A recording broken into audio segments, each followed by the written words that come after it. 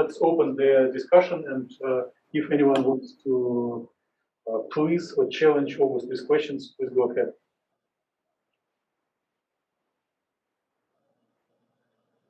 So, do you see a question from Dr. Han? You can just read it out loud and try to answer.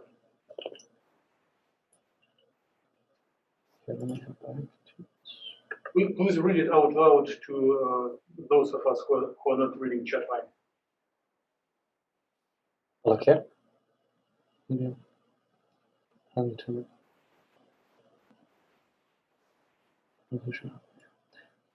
Yes.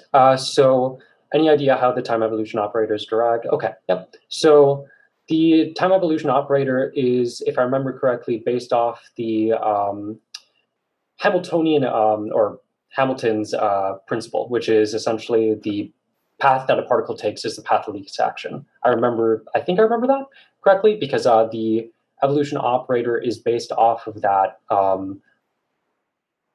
term, if I remember correctly. It's been a while, but the Hamiltonian term is in the time evolution operator, yes. It's there to essentially give the ground energy state. So it goes from H0 to H delta T to H2 delta T, on and on and on. And essentially that will give our ground energy state, and then it'll be added upon in later iterations of the evolution operator. Okay. So what you are stating that evolution operator is superior compared to Schrödinger equation. It's more primary constant than Schrödinger. Okay. Dr. Han, are you satisfied with the question, or you want to follow up and request more?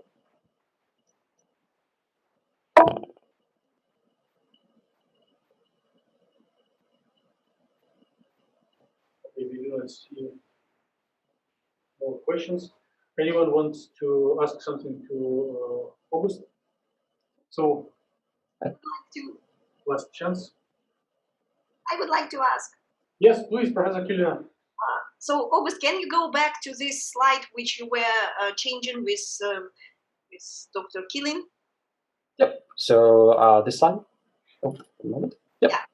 Okay. My understanding is that he's trying to tell that what happening when you say about electron transfer.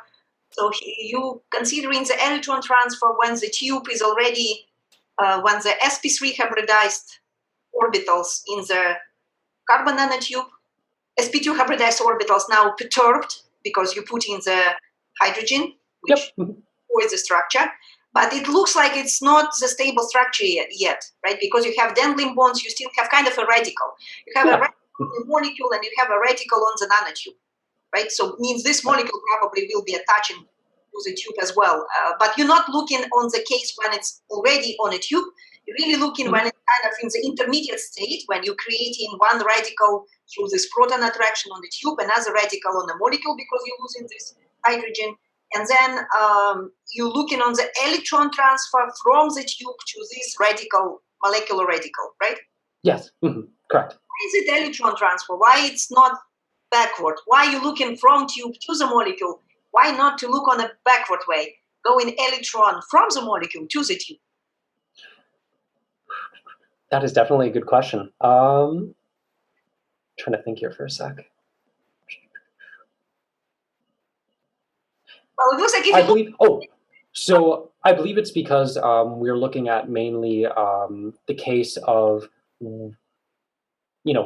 single electron emittance. So we're mainly looking at the sort of ground or the base sort of idea that we're looking at is single electron emittance from carbon nanotubes, and so that's why I think that we're looking at adduct to CNT instead of CNT to adduct, because that adduct to CNT will give us that single photon emittance, basically. Not necessarily that specifically, but electron transfer to certain sites will do that.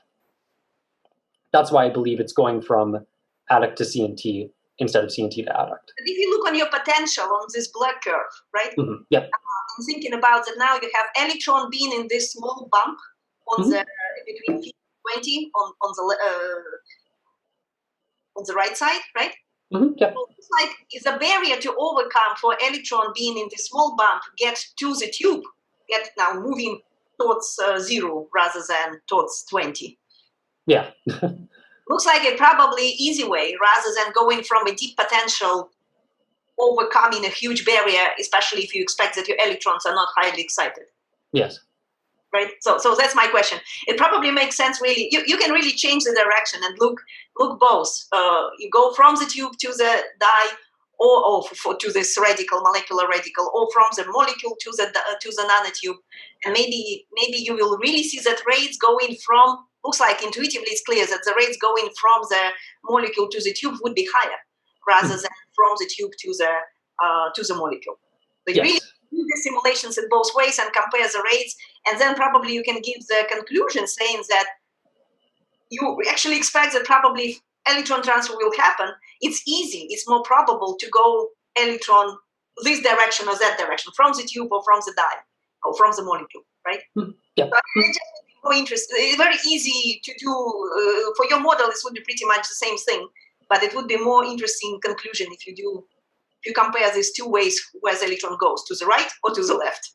Absolutely. And that was one thing that I stated in my paper, though it was a little bit later than usual due to outstanding circumstances. But regardless, I think the point is with the particular model that I've set up here is that it's good with comparison. You know, if you have it going from adduct to CNT and from CNT to adduct, that's a good comparison. If you have it with several different types of reactions, it's a good comparison. So I think that in general, the sort of nail that you're hitting on the head here is definitely very true, and it's good for a good future research direction. Absolutely. Yeah, very interesting. Thank you. And I think you really presenting your model and like really showing these electronic levels and your potential in one graph was really probably very clear representation of the main idea of what's happening. Yeah, absolutely. For your presentation. Thank you. I appreciate it. Okay, more questions to August? If no, please join me in thanking August and